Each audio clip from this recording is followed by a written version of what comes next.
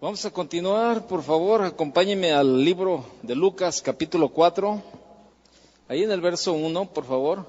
Jesús lleno del Espíritu Santo, volvió del Jordán y fue llevado por el Espíritu al desierto por 40 días y era tentado por el diablo, y no comió nada en aquellos días, pasados los cuales tuvo hambre. Entonces el diablo le dijo: si eres hijo de Dios, di a esta piedra que se conviertan en pan.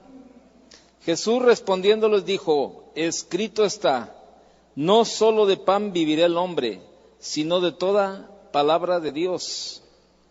Y le llevó el diablo a un alto monte y le mostró en un momento todos los reinos de la tierra. Y le dijo el diablo: a ti te daré toda esta potestad y la gloria de ellos, porque a mí me ha sido entregada y a quien quiero la doy. Si tú postrado me adorares, todos serán tuyos. Respondiendo Jesús le dijo: vete de mí, Satanás, porque escrito está, al Señor tu Dios adorarás y a Él solo servirás. Y le llevó a Jerusalén y le puso sobre el pináculo del templo y le dijo: si eres hijo de Dios, échate de aquí abajo, porque escrito está, a sus ángeles mandará acerca de ti que te guarden. Y en las manos te sostendrán para que no tropieces con tu pie en piedra.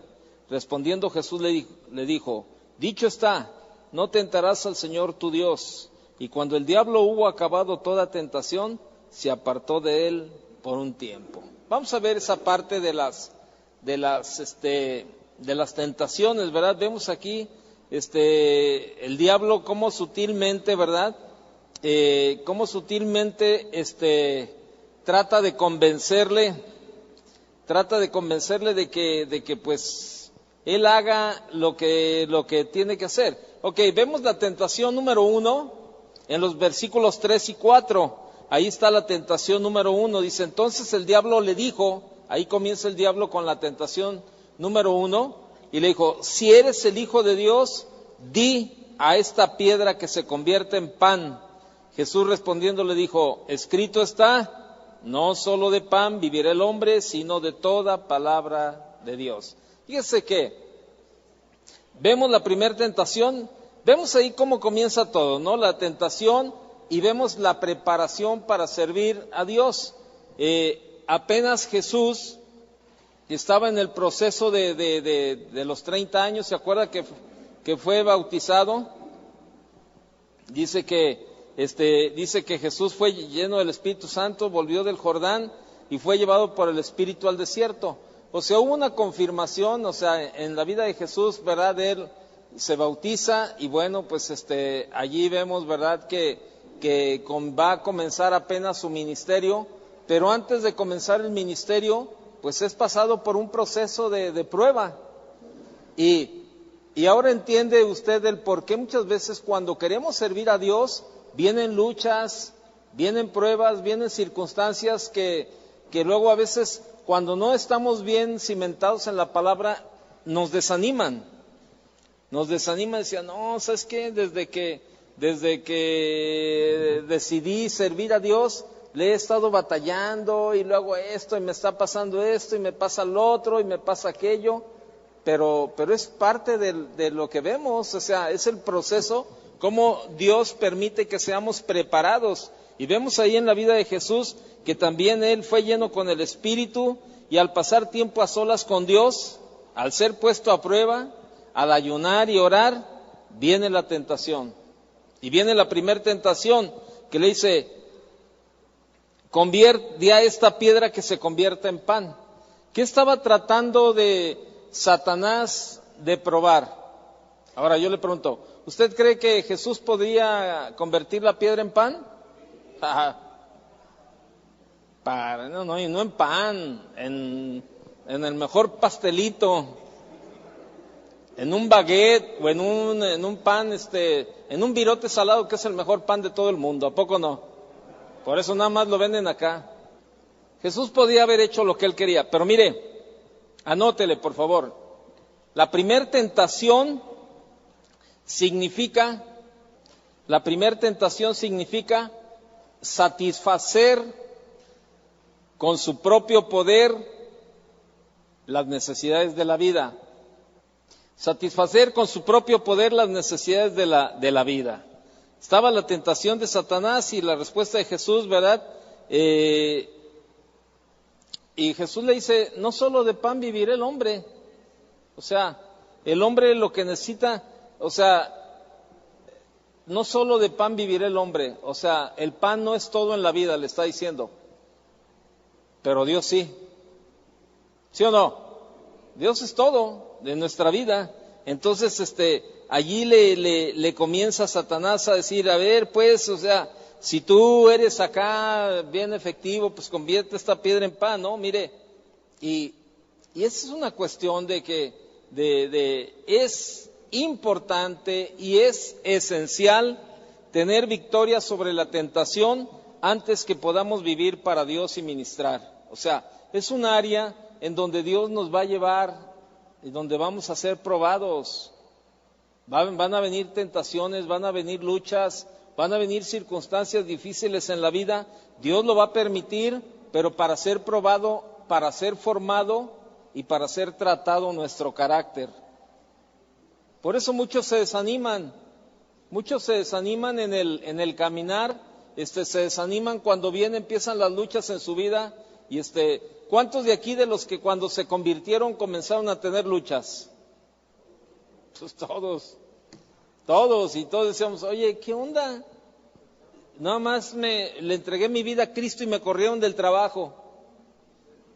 Hoy le entregué mi vida a Cristo y ¿sabes qué? No me la acabo con mis hijos, o en el trabajo, o esto, aquello, aquí. Es eso. Dios está formando nuestro carácter, Dios está tratando con nuestro carácter y debemos de entenderlo. Por eso no debemos de desanimarnos. O sea, Dios tiene todo en control, todo. ¿Cuánto es todo? Todo. Vamos a ver la segunda. Ahorita le vamos a explicar más a fondo cada una. Ahí en el verso 5 dice, y le llevó el diablo a un alto monte y le mostró en un momento todos los reinos de la tierra. Y le dijo el diablo, ¿verdad? ¿Qué le dijo el diablo, no? Le dijo el diablo, a ti te daré toda esta potestad y la gloria de ellos, porque a mí me ha sido entregada y a quien quiero la doy. Pregunta, ¿eso que Satanás estaba ofreciendo era de él? Bueno, ahí está la virtud más fuerte de Satanás. ¿Cuál es? La mentira. Verso 7. Si tú postrado me adorares, todos serán tuyos. Verso 8. Respondiendo Jesús le dijo, vete de mí, Satanás, porque escrito está, al Señor tu Dios adorarás y a Él solo servirás. Vemos la segunda tentación en los versículos del 5 al 8. Ahí está la segunda tentación. ¿Cuál es? ¿Qué significa la segunda tentación? Bueno, escríbale. La segunda tentación significa alcanzar su ambición mediante componendas o mediante, ¿sí sabe lo que es una componenda? ¿No? Mediante lo que usted le ofrece al tránsito cuando se pase al alto, una ofrenda de amor. ¿Qué era lo que Satanás le decía? Oye, si tú haces esto, yo te doy esto. O sea, un cambalacho. O sea, ¿lo está tratando de qué? ¿Cuál? No, ¿cuál palabra? Sobornar. Lo que usted hace al tránsito cuando se pase el alto ahí. No, yo sé que no lo hace, estoy bromeando. ¿Verdad que nadie lo hace? No. Me contestan los que no traen coche.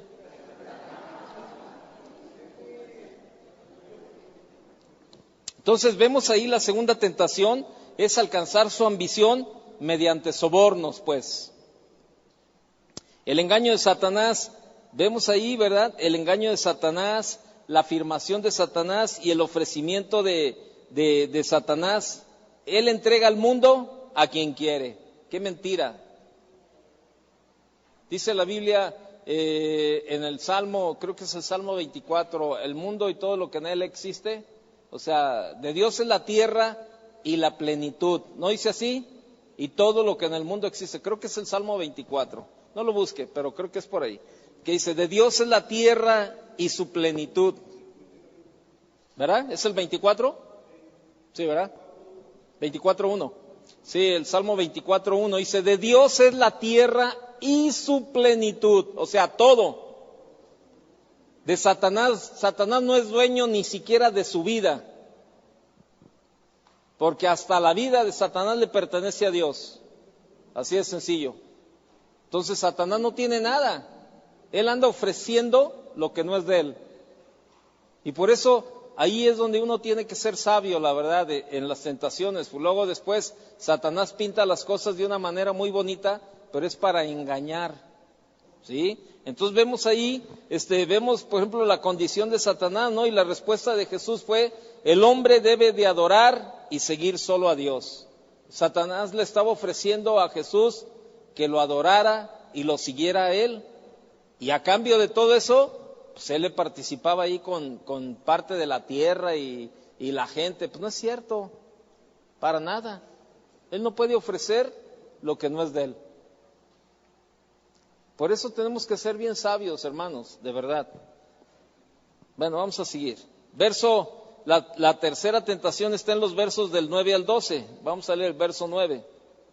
Y le llevó a Jerusalén y le puso sobre el pináculo del templo y le dijo, si eres hijo de Dios, échate de aquí abajo, porque escrito está, a sus ángeles mandará cerca de ti que te guarden, y en las manos te sostendrán para que no tropieces con tu pie en piedra.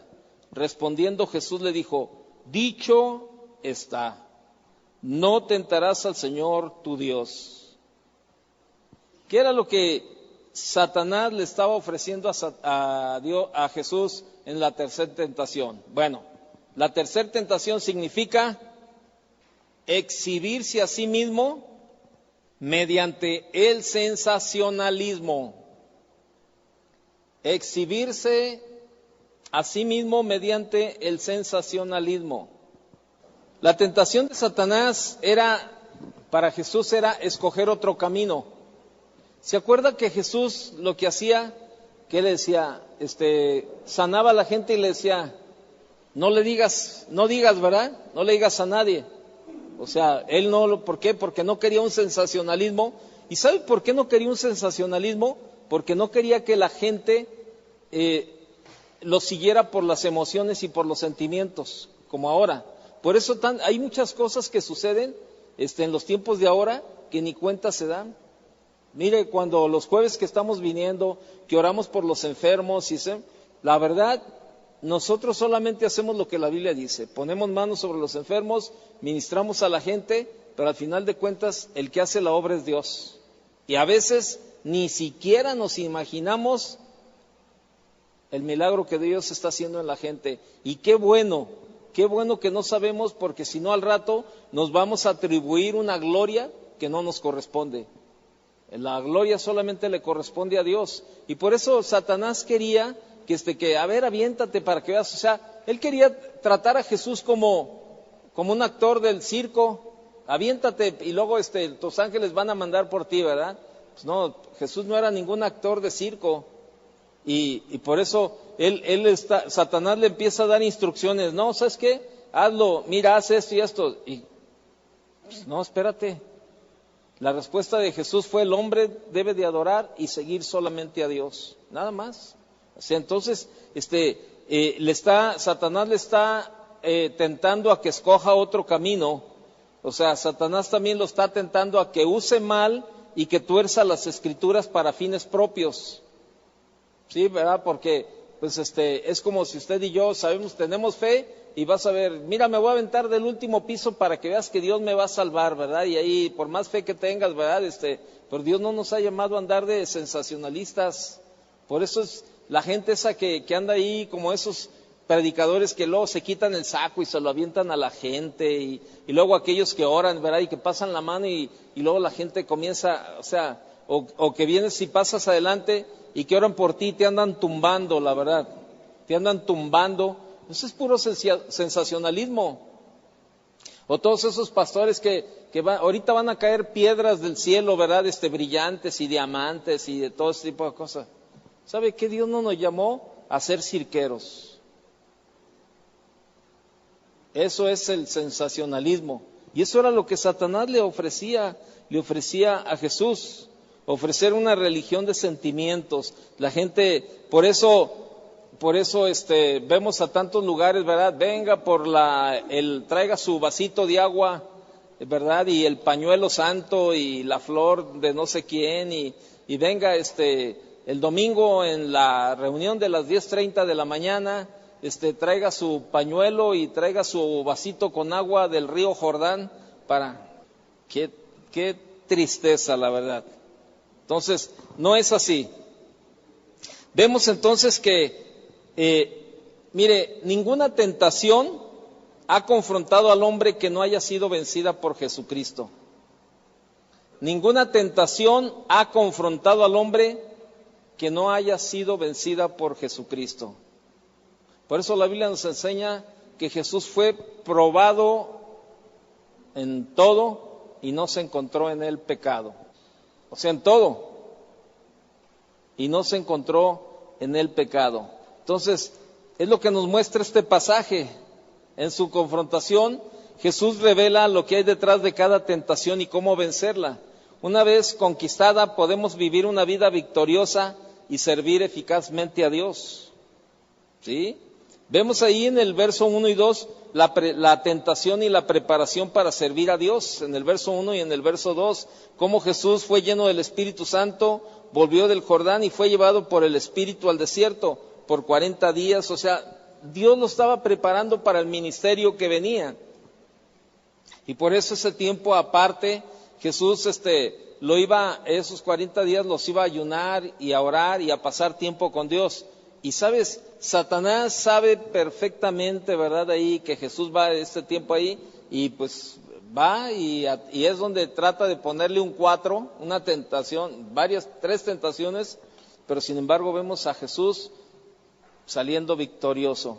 Y Jesús revela lo que hay detrás de cada tentación y cómo vencerla, ¿no? Y una vez conquistada podemos vivir una vida victoriosa y servir eficazmente a Dios, de verdad. Así es de que ya vimos ahí en la primera tentación satisfacer con su propio poder las necesidades de la vida, ¿no? Y pues no,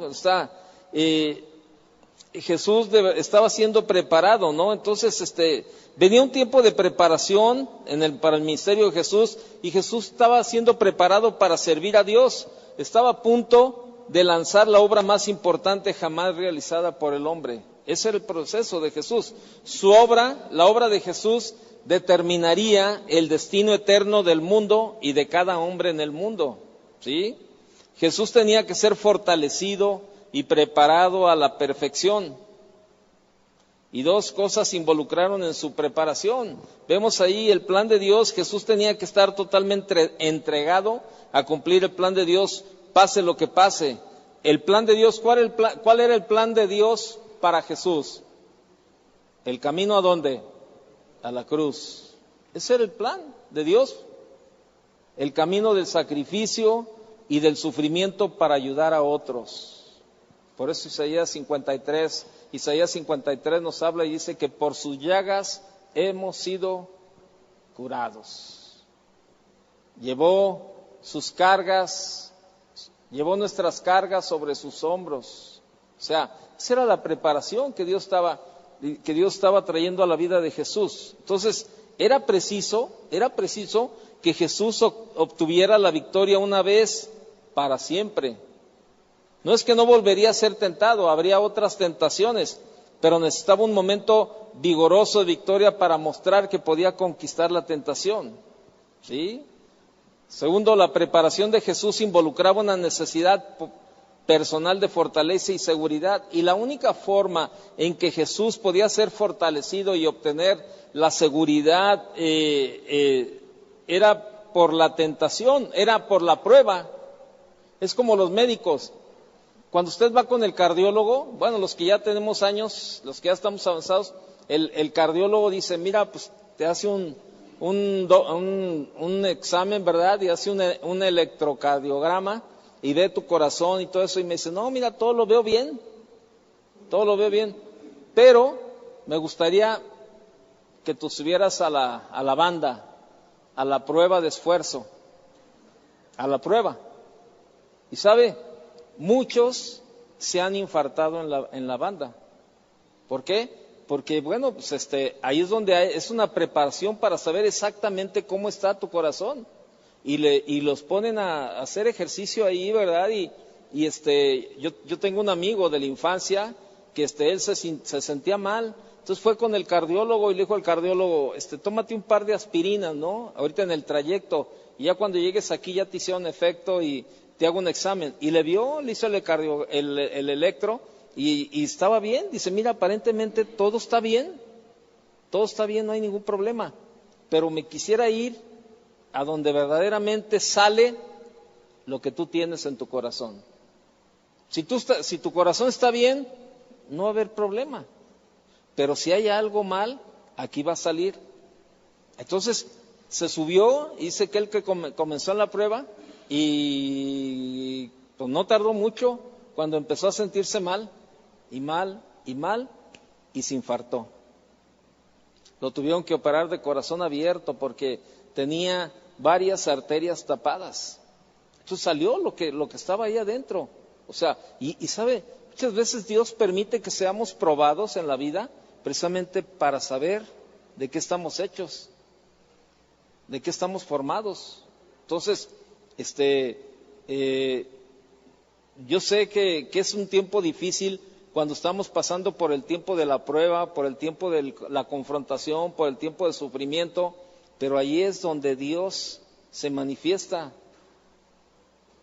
Solamente los que no son hijos de Dios, esos no pasan por ese tipo de circunstancias muchas veces, ¿verdad? Porque dicen, bueno, sí pasan pruebas, pero no dentro del plan y del propósito de Dios. Pero cuando usted y yo somos cristianos, le hemos entregado nuestra vida a Cristo y estamos con el deseo de servirle, vamos a ser probados o ya hemos sido probados en alguna circunstancia. ¿Ustedes cuántos de aquí ya han sido probados? Mire, pues la mayoría. ¿Y cuántos de aquí todavía vamos a seguir siendo probados? Pues todos. Dice en Corintios, mientras haya lucha y sangre, mientras haya vida, está diciendo Pablo, mientras haya lucha y carne, mientras exista la lucha y la carne, va a haber tentación y va a haber pruebas en la vida. O sea, eso quiere decir, la lucha y la sangre y la carne quiere decir mientras haya vida, ¿no? Entonces, es lo que está diciendo. Y bueno, Jesús pasó por ese tiempo difícil. Entonces, la única forma en que Jesús podía ser fortalecido y obtener la seguridad era por la tentación. Tuvo que luchar contra la tentación para alcanzar la fuerza y el vigor. Imagínese, dice que eran 40 días, dice el verso 2, por 40 días, y era tentado por el diablo y no comió nada en aquellos días. ¿Cómo estaba de hambre Jesús? Ahora, no pierda de vista que Jesús también era hombre. Aunque era hijo de Dios, también se hizo hombre y tenía hambre, como usted y como yo. Entonces imagínese que Satanás le dice, oye, pues tú puedes convertir esta piedra en pan, tú lo puedes hacer. Pero sin embargo él dijo, no. Satanás lo estaba orillando o tentando a que utilizara el poder para satisfacer sus propios deseos. Y sabe, eso nos lleva a un principio bien importante en la vida. Lo que Dios te da no es para ti solo, no es para ti, es para que lo compartas con los demás. O sea, digo, qué ilógico sería que que Dios nos diera a nosotros, ¿verdad? Por ejemplo, que Dios te usara en sanidad y no la utilizaras con los demás, ¿verdad? Sino que tú pudieras sanar, por ejemplo, por ti, pero mismo, ay, me duele mucho la cabeza, y pones la mano y te sanas. Pues sí, ¿verdad? Pero qué ilógico. Al rato diríamos, no, pues nada más para mí lo puedo utilizar. Pero no, lo que Dios nos da es para compartirlo con los demás. Y además, eso no debe de ser el camino, precisamente, tratar de utilizar lo que Dios nos ha dado, ¿verdad? Así de que luego como hay mucha gente que luego comienza, ¿verdad? Que van y algunas cosas, dice, vas a ver ahorita, en el nombre de Jesús, vas a ver que voy a detener que no pase esto. Espérame, al final de cuentas Dios es el que determina lo que se puede y lo que no se puede hacer. Entonces, a veces nosotros nos tomamos ciertas atribuciones que no nos corresponden. Y así es. Entonces, eso era lo que Satanás quería, ¿no? Que Jesús supliera sus necesidades para él mismo. Entonces vemos aquí, los dos primeros versículos muestran las 4 cosas esenciales para la preparación, ¿sí? Las 4 cosas esenciales para la preparación. Jesús tenía que ser preparado para servir a Dios. Fíjese, Jesús tenía que ser preparado para servir a Dios. ¿Cuánto más nosotros tenemos que estar preparados para servir a Dios? Si Jesús era hijo de Dios y tenía que ser preparado para servir a Dios, ¿cuánto más usted y yo si queremos servir a Dios? Vemos la primera de estas 4 cosas esenciales para la preparación. ¿Cuál es la primera? ¿Fue lleno de qué? Del Espíritu Santo. Lleno del Espíritu Santo. Entonces, si usted se fija ahí en el versículo, en estos primeros 2 versículos se menciona 2 veces el Espíritu Santo. Entonces, Jesús tuvo una experiencia dramática con el Espíritu en ocasión de su bautismo, ¿se acuerda? Entonces, Jesús fue llevado por el Espíritu. Sí, entonces,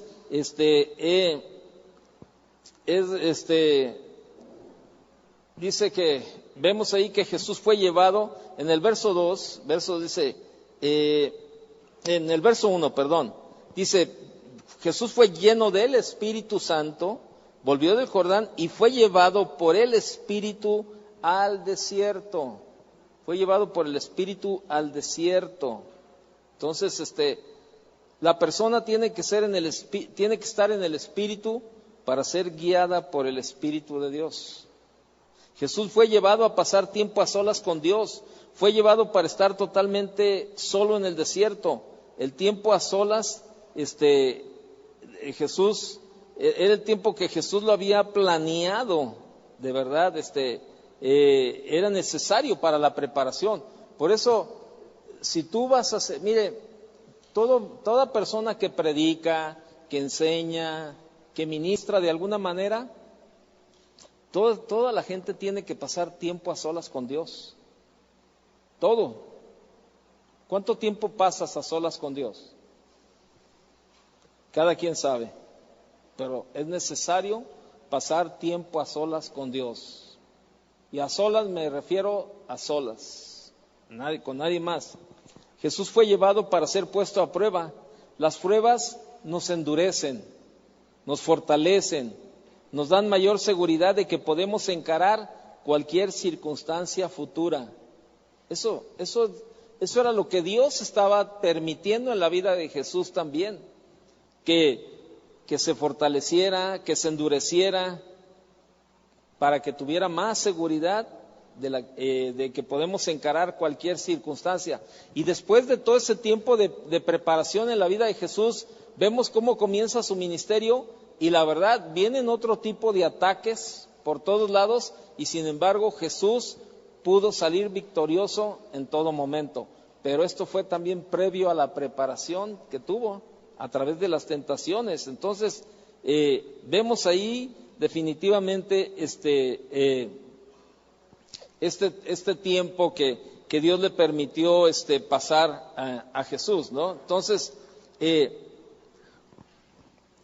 mire, hay 6 cosas que debemos conocer en cuanto a la tentación. Número uno, la tentación tiene su raíz. La tentación tiene su raíz más profunda en la pasión, el apetito. La tentación tiene su raíz más profunda en la pasión, el apetito. ¿Sí? Y puede poner ahí, ponga como referencia, nada más, ahorita luego ya los lee, Marcos capítulo 7, verso del 20 al 23.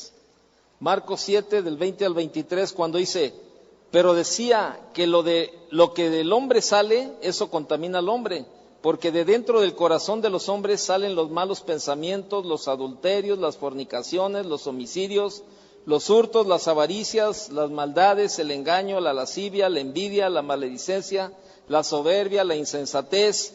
Todas estas maldades de dentro salen y contaminan al hombre. ¿Sabe?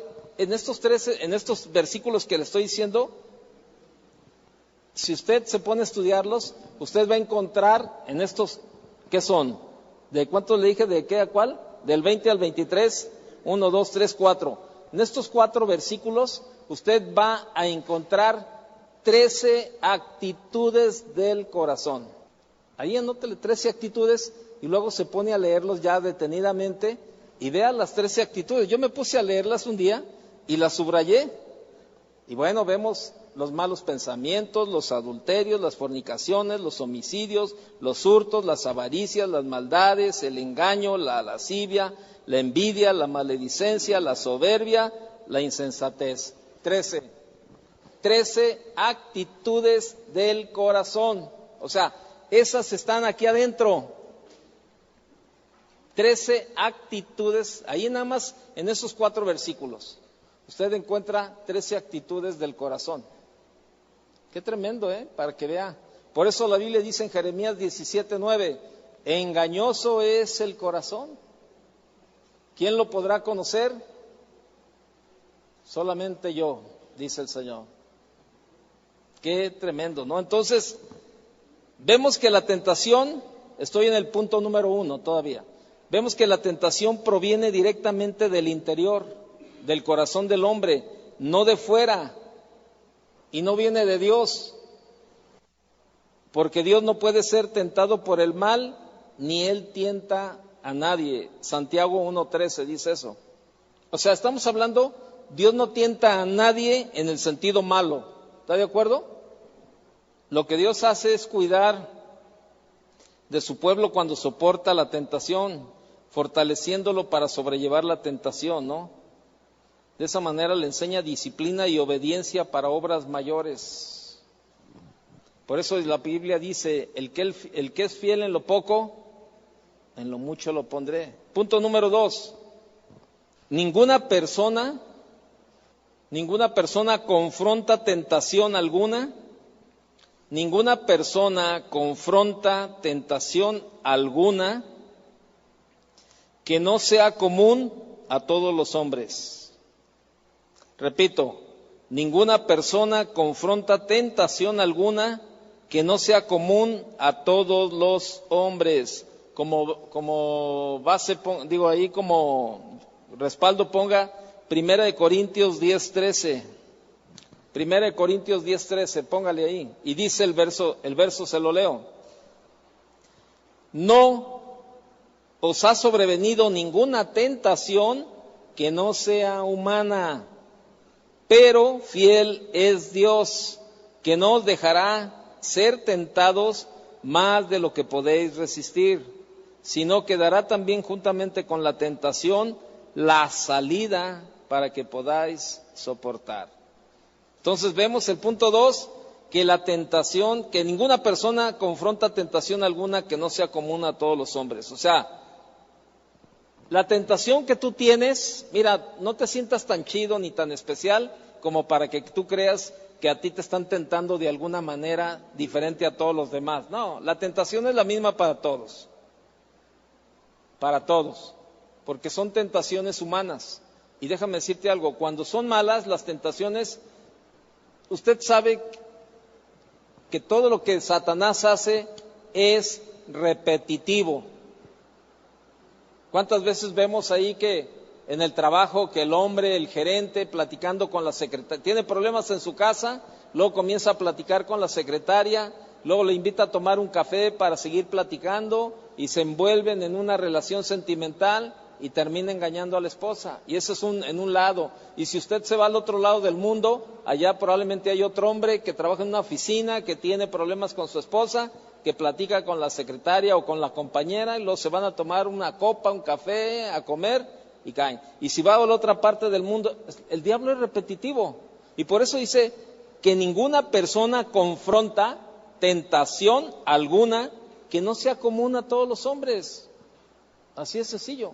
O sea, son las mismas. O sea, por eso digo, no se sienta tan especial o tan acá decir, no, es que lo que me está pasando a mí no le ha pasado a nadie. No, común. Punto número 3. Dios no permite que el cristiano sea tentado. Dios no permite que el cristiano sea tentado más allá de lo que puede soportar. Siempre, punto y seguido, siempre hay un camino de salida. Siempre hay un camino de salida. Repito, Dios no permite que el cristiano sea tentado más allá de lo que puede soportar. Siempre hay un camino de salida. Y pongo otra vez como base 1 Corintios 10:13, porque ahí está la respuesta, que dice que juntamente con la tentación, Dios nos dará la salida para que podáis soportar. Mire, por eso es cuando uno escucha a la gente que dice, no, es que sabes que está bien difícil, no puedo, ¿no? Pues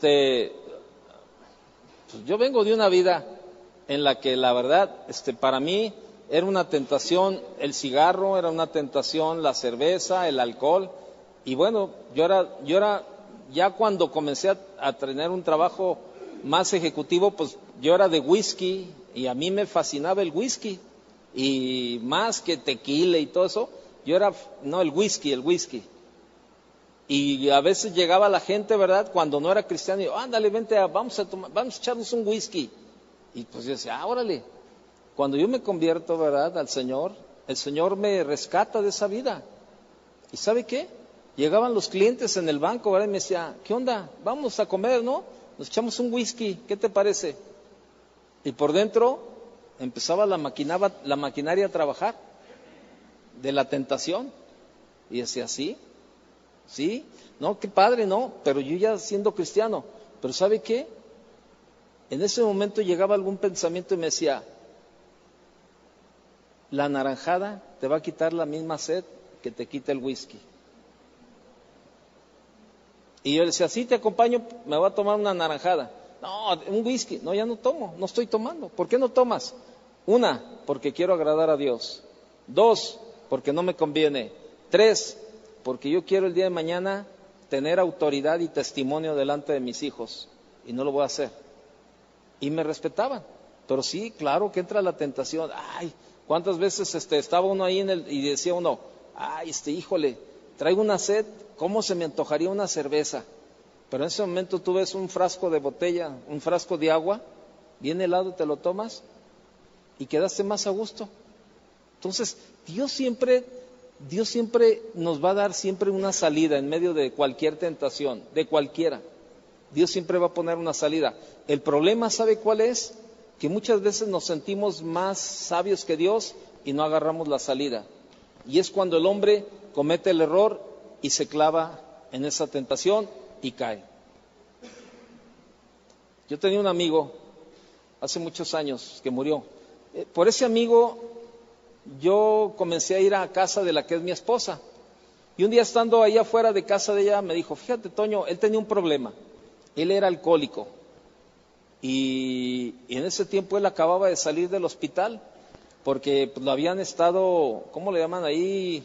Le habían restaurado porque era de esos que caían a la calle y órale, por semanas y meses agarraba el alcohol.